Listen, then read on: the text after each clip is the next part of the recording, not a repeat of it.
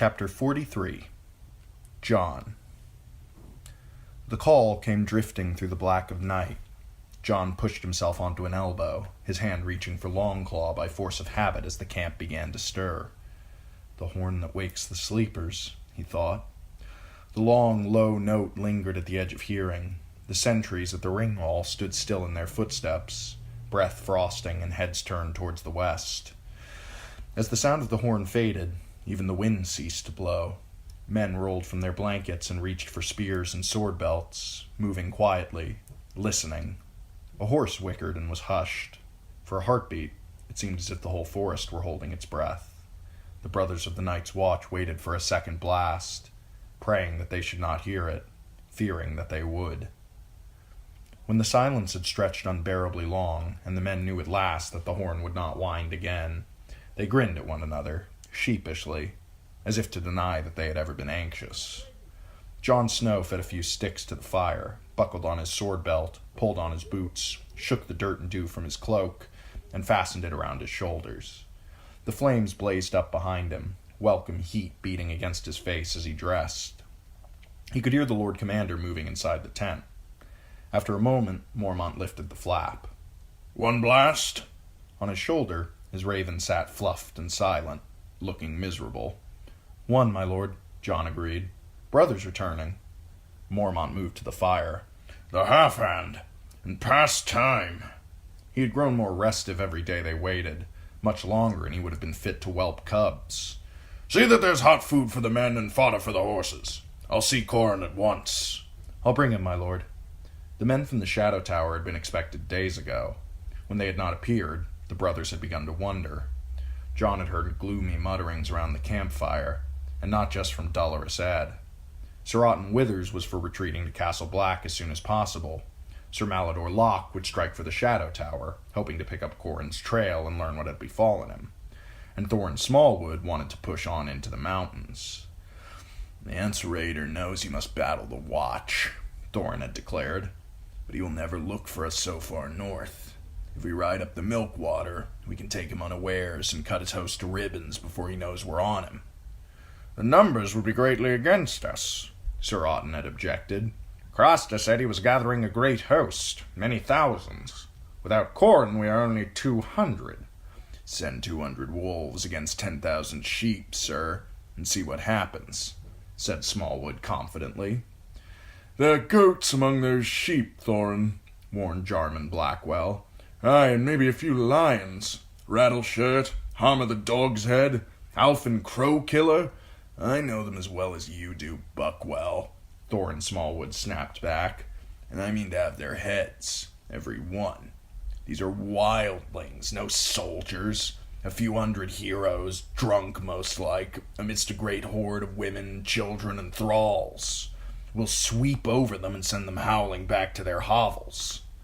They had argued for many hours and reached no agreement. The old bear was too stubborn to retreat, but neither would he rush headlong up the Milkwater seeking battle. In the end, nothing had been decided but to wait a few more days for the men for the Shadow Tower, and talk again if they did not appear. And now they had, which meant that the decision could be delayed no longer. John was glad of that much at least. If they must battle Mance Rayder, let it be soon. He found Dolorous Ed at the fire, complaining about how difficult it was for him to sleep when people insisted on blowing horns in the woods. John gave him something new to complain about. Together they woke Hake, who received the Lord Commander's orders with a stream of curses, but got up all the same and soon had a dozen brothers cutting roots for a soup. Sam came puffing up as John crossed the camp. Under the black hood, his face was as pale and round as the moon. "I heard the horn. Has your uncle come back?" "It's only the men from the Shadow Tower." It was growing harder to cling to the hope of Benjen Stark's safe return. The cloak he had found beneath the fist could well have belonged to his uncle or one of his men. Even the old bear admitted as much. Though why they would have buried it there, wrapped around the cache of dragon glass, no one could say. "Sam, I have to go." At the ring wall, he found the guards sliding spikes from the half-frozen earth to make an opening. It was not long until the first of the brothers from the Shadow Tower began wending their way up the slope. All in leather and fur they were, with here and there a bit of steel or bronze. Heavy beards covered hard, lean faces and made them look as shaggy as their garrons. John was surprised to see some of them were riding two to a horse. When he looked more closely, it was plain that many of them were wounded. There has been trouble on the way. John knew Corin Halfhand the instant he saw him, though they had never met.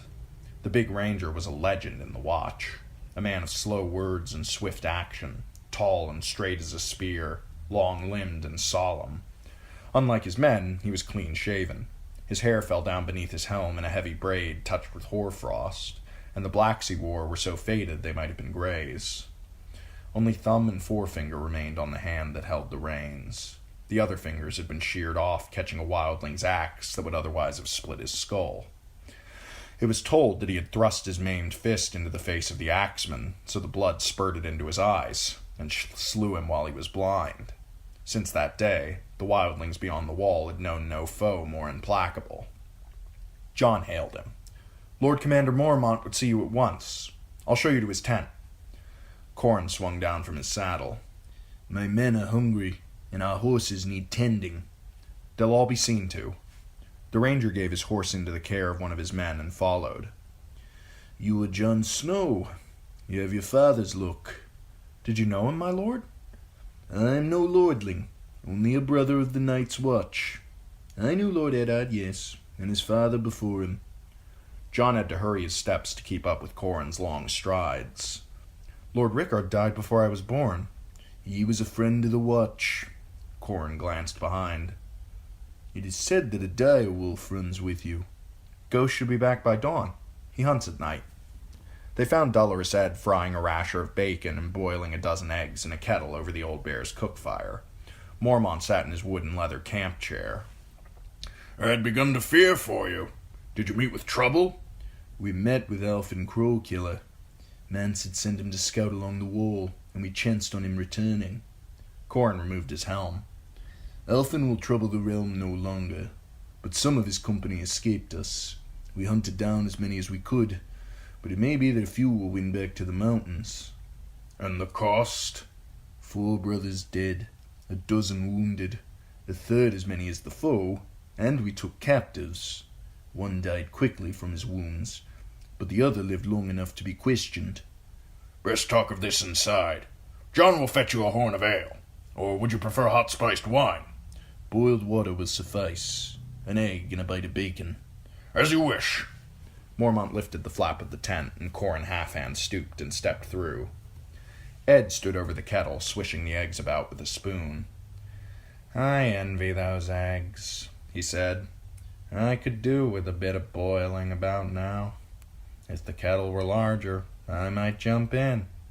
Though I would sooner it were wine than water. There are worse ways to die than warm and drunk. I knew a brother drowned himself in wine once. It was a poor vintage, though, and his corpse did not improve it." "You drank the wine?" "It's an awful thing to find a brother dead. You'd have need of a drink as well, Lord Snow." Ed stirred the kettle and added a pinch more nutmeg. Restless, John squatted by the fire and poked at it with a stick. He could hear the old bear's voice inside the tent, punctuated by the raven's squawks and Corin Halfhand's quieter tones, but he could not make out the words. "Alfin Crowkiller dead, that's good. He was one of the bloodiest of the wildling raiders, taking his name from the black brothers he'd slain. So why does Corin sound so grave after such a victory?" John had hoped that the arrival of men from the Shadow Tower would lift the spirits in the camp. Only last night he was coming back through the dark from a piss when he heard 5 or 6 men talking in low voices around the embers of a fire. When he heard Chet muttering that it was past time they turned back, John stopped to listen. "It's an old man's folly, this ranging," he heard. "We'll find nothing but our graves in the mountains." "There's giants in the Frost Fangs, and wargs, and worse things," said Lark the Sisterman. "I'll not be going there, I promise you." "Your bear's not like to give you a choice." "Might be we won't give him one," said Chet.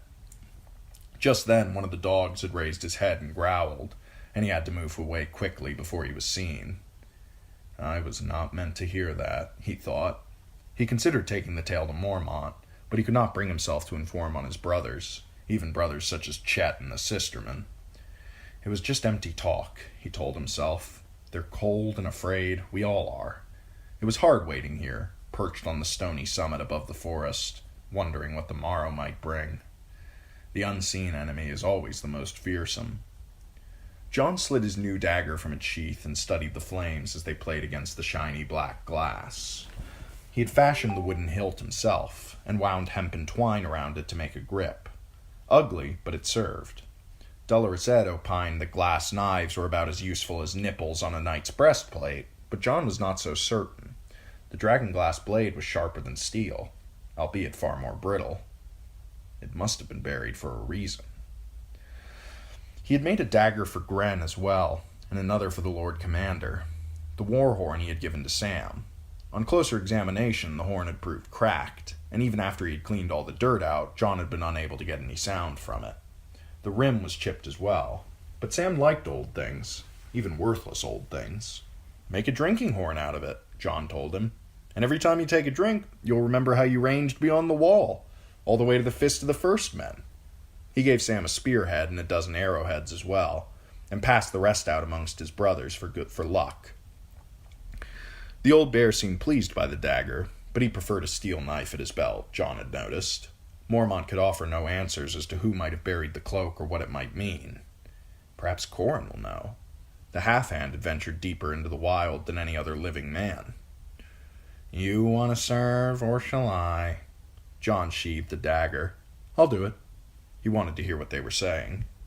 Ed cut 3 thick slices off a stale round of oat bread and stacked them on a wooden platter, covering them with bacon and bacon drippings, and filled a bowl with hard-cooked eggs. John took the bowl in one hand and the platter in the other, and backed into the Lord Commander's tent. Corin was seated cross-legged on the floor, his spine as straight as a spear. Candlelight flickered against the hard, flat planes of his cheeks as he spoke. Rattleshirt, the Weeping Man, and every other chief great and small, he was saying. They have wargs as well, and mammoths, and more strength than we would have dreamed. Or so he claimed. I will not swear as to the truth of it.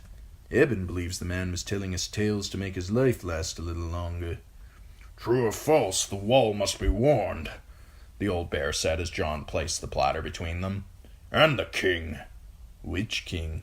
All of them, the true and the false alike. If they would claim the realm, let them defend it. The half-hand helped himself to an egg and cracked it on the edge of the bowl. These kings will do what they will, he said, peeling away the shell. Likely it'll be little enough. The best hope is Winterfell. The Starks must rally the north. Yes, to be sure. The old bear unrolled a map, frowned at it, tossed it aside, opened another. He was pondering where the hammer would fall. John could see it. The Watch had once manned 17 castles along the 100 leagues of the wall, but they had been abandoned one by one as the Brotherhood dwindled. Only 3 were now garrisoned, a fact that Mance Rayder knew as well as they did. Sir Alistair Thorne will bring back fresh levies from King's Landing, we can hope. If we man Greyguard from the Shadow Tower and the Longbarrow from Eastwatch... Greyguard is largely collapsed. Stone Door would serve better, if the men could be found. Ice Mark and Deep Lake as well, mayhaps, with daily patrols along the battlements between. Patrols, aye, twice a day if we can. The wall itself is a formidable obstacle. Undefended, it can't stop them, yet it will delay them. The larger the host, the longer they're required. From the emptiness they've left behind, they must mean to bring their women with them, their young as well, and beasts. Have you ever seen a goat climb a ladder? A rope? They will need to build a stair or a great ramp. It will take a moon's turn at the least, perhaps longer. Mance will know his best chance is to pass beneath the wall, through a gate or a breach. Mormont's head came up sharply. What? They do not plan to climb the wall nor to burrow beneath it, my lord. They plan to break it. The wall is 700 feet high, and so thick at the base that it would take 100 men a year to cut through it with picks and axes. Even so. Mormont plucked at his beard, frowning. How? How else? Sorcery. Corin bit the egg in half. Why else would Mance choose to gather his strength in the frost fangs? Bleak and hard they are, and a long weary march from the wall. I'd hoped he chose the mountains to hide his muster from the eyes of my rangers. Perhaps, said Corin, finishing the egg. But there is more, I think. He is seeking something in the high, cold places. He is searching for something he needs. Something? Mormont's raven lifted its head and screamed. The sound was sharp as a knife in the closeness of the tent. Some power. What it is, our captive could not say. He was questioned perhaps too sharply, and died with much unsaid. I doubt he knew in any case. John could hear the wind outside. It made a high, thin sound as it shivered through the stones of the ring wall and tugged at the tent ropes. Mormont rubbed his mouth thoughtfully. Some power, he repeated. I must know. Then you must send scouts into the mountains. I'm loath to risk more men. We can only die. Why else do we don these black cloaks but to die in defense of the realm? I would send 15 men, in 3 parties of 5. 1 to probe the Milkwater, 1 the Skirling Pass, 1 to climb the Giant Stair. Jarman Buckwell, Thorin Smallwood, and myself to command. To learn what waits in those mountains. Waits! The raven cried. Waits! Lord Commander Mormont sighed deep in his chest. I see no other choice, he conceded. But if you do not return... Someone will come down out of the frost fangs, my lord, the ranger said. If us, all well and good. If not, it will be Mance Rayder, and you sit square in his path. He cannot march south and leave you behind to follow and harry his rear. He must attack. This is a strong place. Not that strong, said Mormont. Belike we shall all die, then. Our dying will buy time for our brothers on the wall. Time to garrison the empty castles and free shut the gates. Time to summon lords and kings to their aid. Time to hone their axes and repair their catapults. Our lives will be coin well spent. Die! The raven muttered, pacing along Mormont's shoulders. Die! Die! Die! Die! The old bear sat slumped and silent, as if the burden of speech had grown too heavy for him to bear. But at last he said, May the gods forgive me. Choose your men. Corin Halfhand turned his head. His eyes met John's and held them for a long moment. Very well. I choose Jon Snow. Mormont blinked.